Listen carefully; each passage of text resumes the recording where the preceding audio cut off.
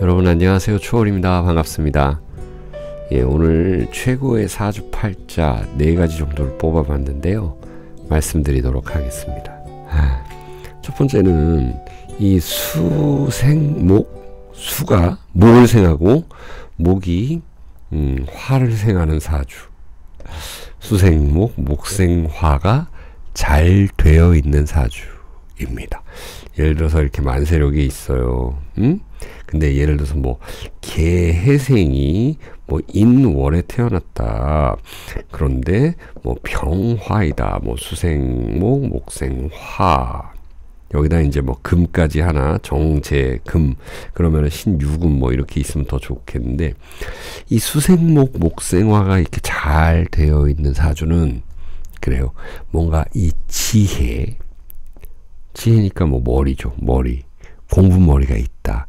만약에 공부를 안 해도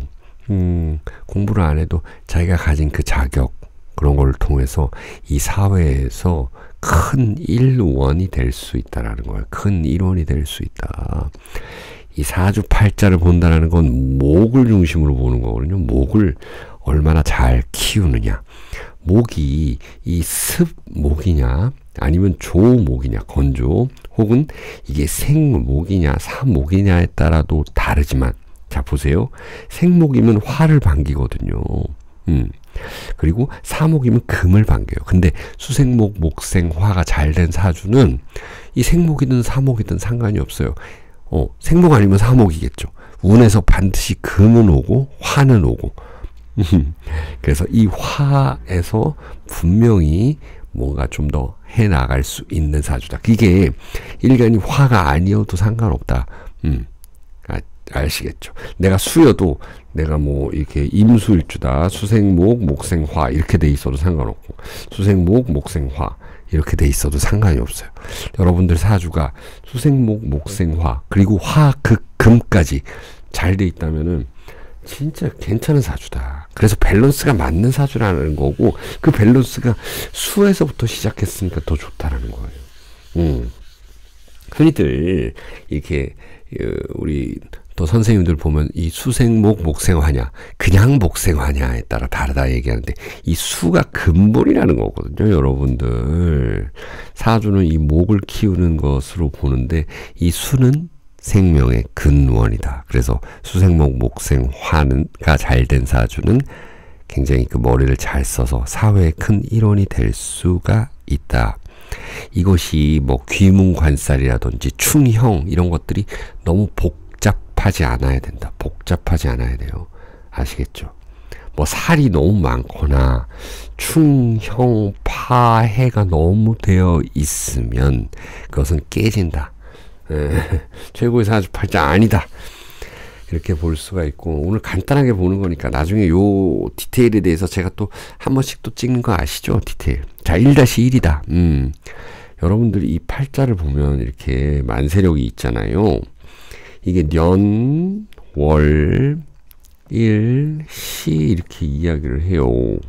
거꾸로 돼 있는 것도 거꾸로 보시는 분들 계신데, 여기를 근묘화실이라고 합니다. 뭔가 여기가 근이라는 거고, 이쪽으로 갈수록 꽃을 피운다. 이런 내용이에요. 근묘화실. 아시겠죠? 이 근묘화실이 순탄하게 되어 있는, 그러니까 아까 말씀드린 대로 이게 수생목, 목생화, 화생토 이런 식으로 조금 이렇게 차례대로 이루어져 있거나, 아니면은 여기가 목이다 그러면은 목생화, 화생토나 금, 수 이렇게 이루어져 있거나. 그렇죠. 여러분들이 여기가 금이다 좀 적어볼까요? 이렇게 순차적으로 좀 이루어져 있는 게 좋다. 화다 그러면 화, 금. 화는 이제 토랑 같이 보고, 아니면 여기서 토다 이런 거고, 수, 화, 토, 금, 수, 목 이런 식으로 근묘화실이 생으로 이루어져 있다. 이렇게 볼 수가 있습니다. 근묘화실이 생으로 이루어져 있다라는 건데, 이런 분들은 굉장히 좋은 사주다. 최고의 팔자라고도 할 수 있다. 예를 들어서 제 거 좀 비슷하게 본 거로 저 팔자는 아닌데, 예를 들어서 정미일주다. 그런데 여기가 뭐 묘월에 태어났다. 그리고 을묘생이다. 근데 여기가 뭐 또 금이 있다. 그러니까 목생화, 화생토, 토생금 이런 식으로 되어 있는데 수가 없잖아요. 예를 들어서 없는 오행이 있다. 그런데 지금 여러분들의 현재나 앞으로 곧 다가올 대운이 이렇게 수가 있는 경우, 하나 딱 퍼즐이 맞춰져 있는 경우, 아시겠죠? 그러니까 1-1은 뭐냐면 근묘화실이 잘 이루어져 있다. 근묘화실이 꼭 목생화, 화생토, 목부터 시작할 필요는 없다. 그러니까 제가 1번에 얘기한 것처럼 수생목, 목생화 이런 것들이 잘 이루어져 있다. 그러면은 좋다라는 건데, 근묘화실이 잘 돼 있고 또 플러스 알파 대운에서 플러스 퍼즐이 맞춰진, 없는 퍼즐이 맞춰져 있어서 이 오행이 골고루 자리 잡고 있다 라고 한다면 최고의 사주팔자다. 최고의 지금 운이다. 그러니까 제가 뭐 이렇게 좀 제목은 거창하게 적었지만서도 그래도 지금이 최고의 운이다 라고 생각하고 사시면은 그게 제일 좋은 거예요, 사실. 그래서 사주를 밸런스라고 하잖아요. 밸런스가 잘 맞는 사주가 좋은 사주다 라고 할 수는 있어요. 자, 이제 두 번째는 정재이거든요. 발을정, 재물재. 정재를 꼽았다, 저는. 여러분들, 이 고서에서는 정관격을 굉장히 좋아해요. 정관. 옛날에 양반이, 이게 정관이 있으면 양반이거나, 아니면은 그 밑에 층이라도 분명히 뭔가 좀 먹고 살 수 있는 그런 것들을 좀 편하게 사는, 순탄하게 사는 사주를 이 관격으로 봤다라는 건데, 이 현대에서는 아니다. 정관격은 굉장히 좀 답답하다, 갑갑하다 이렇게도 볼 수가 있어요. 물론 정관격 분들은 제가 뭐 이렇게 얘기하는 거 아니에요. 근데 현대사주에서는 이 편관도 잘 쳐주잖아요. 그런데 이제 정재를 제가 이렇게 고른 이유는 뭐냐면, 정재라는 거는 안정을 의미합니다. 이게 재미가 없어도, 정관처럼 재미가 없어도 정재니까 돈은 있잖아요. 돈으로 무언가 할 수 있다라는 거예요. 재라는 것 자체가 결과물을 잘 보는 사람들이에요. 결과물. 자, 그래서 정재가 이게 어떻게 있어야 되냐 한번 봐볼게요. 정재가 어느 자리에 있어야 되냐면, 이 월지에서 올라와서 이게 투간 한다 그러죠. 천간에. 그걸 정재격이라 그래요. 격. 정재격으로 이루어져 있는 사주. 그런데 정재인데 이 정재라는 글자가 너무 형충파해를 받고 있거나, 좀 깨져 있는 그런 사주들이 있어요. 이런 거는 나중에 다룰 텐데, 어쨌든 정재격이 좋다. 월지에서 투간한 정재격. 물론 좀 신강해야 된다라는 거예요. 이런 사주가 괜찮은 사주다, 저는 봐지고, 일지도 정재로 이루어져 있는 사주들이 대체로 좀 편하게 살더라라는 건데, 이것도 역시 깨져 있으면 안 돼요. 예를 들어 기해일주인데, 뭐 사해충 깨져 있고, 그 다음에 뭐 진해 이런 식으로 좀 뭐 원진 귀문이 돼 있고, 물론 이 기토가 이러다 보면 신강하니까 여기서 또 돈을 다시 모을 수는 있지만은 안정적이진 않다라는 거죠. 이 겁재라 그러죠. 그래서 뿌리이지만 겁재다. 그래서 일지에 있는데 형충파해를 잘 안 당하고 있는 사주, 정재, 정재격, 그리고 일지, 이렇게 좀 말씀을 드렸고, 이 사주팔자에 정재가 여기가 시다 봤을 때 여기가 년이고요. 월, 일, 시, 지에 이 정재라는 건 좀 밑에 있어야 좀 안정적인 거예요. 예를 들어서 여러분들이 뭐 어떤 사람이 병화다 그러면 정재가 뭐예요? 유금이죠. 와, 여기가 이렇게 안정적으로 있는 이 사주가 상당히 좋은 사주다. 시지에 있는 사주, 시지. 아름답게 뷰티풀하게 이렇게 아름답게 자리 잡고 있는 사주가 좋다. 하지만 여기서 안 되는 거, 군 비겁 쟁제를 하고 있으면 안 돼요. 그래서 이렇게 성격 되기가 쉽지가 않아요. 아니 여기 이제 정류가 있고, 예를 들어 정류가 될 수가 없나? 여기는 잠깐 계산을 해봐야 되겠고, 자 여기가 뭐 정화가 있고, 여기가 이제 유시가 되려면은 어떻게 돼야 돼요? 병신합수 하게 돼서 토, 금, 수, 목, 화 맞네요. 정유시네. 그럼 여기 정유시거나 여기 또 정화가 있거나, 에? 정사월에 태어났고 이러면은 복잡해지는 거죠. 복잡해져요. 예를 들어서 이 사람이 여기서 이제 병신일주다 그러면은 조금 괜찮겠죠. 뭐 이런 것들을 한번 다 따져봐야 돼요, 사실은. 그래서 아름답게 있어야 된다. 시치에 군 비겁쟁제하면 안 되고, 또 너무 신약하면은 또 안 되죠. 그래서 밸런스가 상당히 중요한 거다. 그리고 또 정제가 시간에 있어도 괜찮아요. 정제가 예를 들어서 우리 간목이다. 정제라 그러면은 이게 기토죠. 이렇게 합을 하고 있어도 괜찮다라는 거예요. 아시겠죠? 이렇게 되면은 모화토, 이게 기사시가 되겠네요. 그러니까 갑일간에 따라서 다르지만은 어쨌든 이 정제가 시간에 있는데 뿌리가 좀 있어야 된다라는, 이 기토면은 무슨 뿌리가 보여요. 화라든지 아니면은 뭐 미토라든지, 진토도 있으면 좋다. 예를 들어서 이렇게 갑진일주가 기사시에 태어난다. 이런 것들도 정제가 근데 하나만 있으면 더 좋다라는 거죠. 하나. 이건 내 거니까. 뿌리가 있는.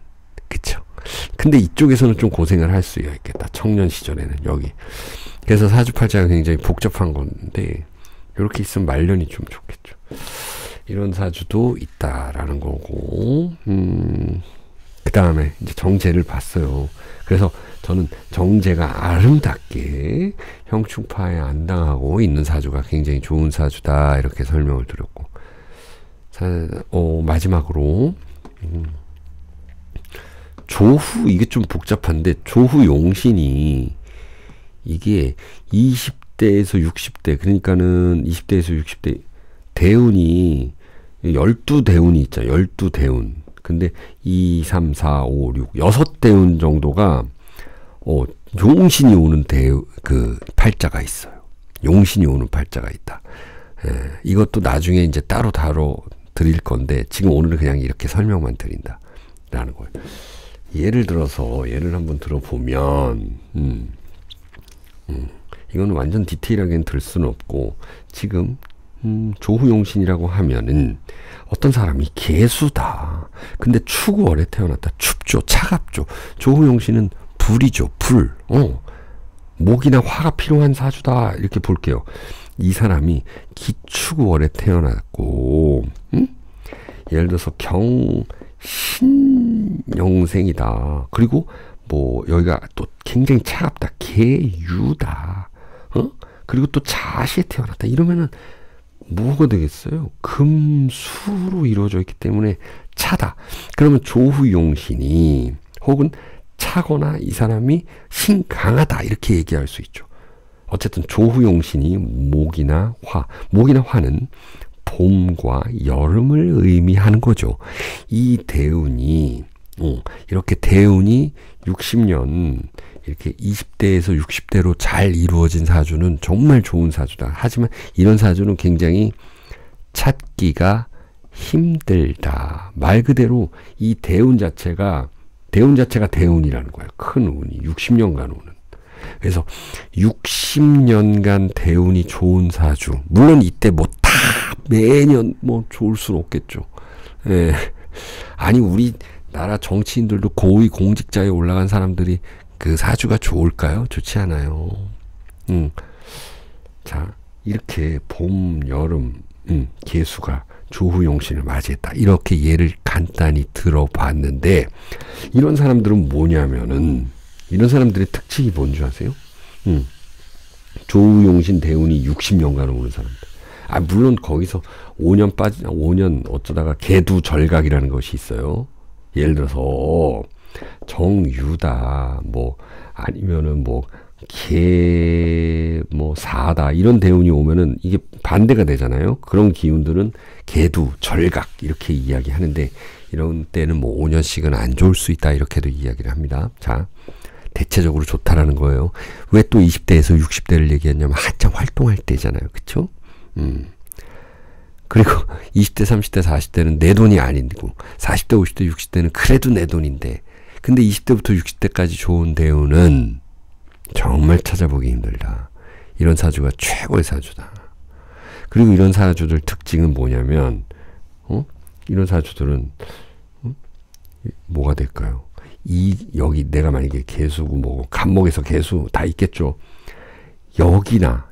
여기 월지나 월간이나 년간이나 년지에 분명히 이 조후용신을 부르는 글자, 조후나 뭐 내가 겪은 용신을 부르는 글자가 있다라는 거예요. 그러면 이 사람한테 힘이 있다라는 거죠. 힘이 있는 사주다. 그래서 직업적으로 굉장히 더 사회에 큰 일원이 되고, 이 사람은 인성도 좋아질 수가 있다라는 거예요. 인성도.